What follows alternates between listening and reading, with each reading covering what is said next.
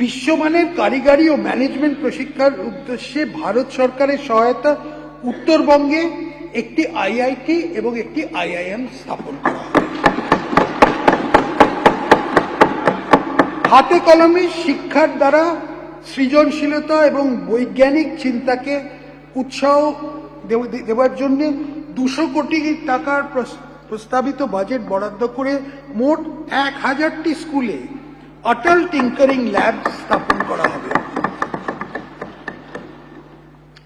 আমি সংস্কৃত কলেজ ও বিশ্ববিদ্যালয় উন্নয়ন এবং সংস্কৃত ভাষা প্রসারের জন্য 50 কোটি টাকা বরাদ্দের প্রস্তাব করছি।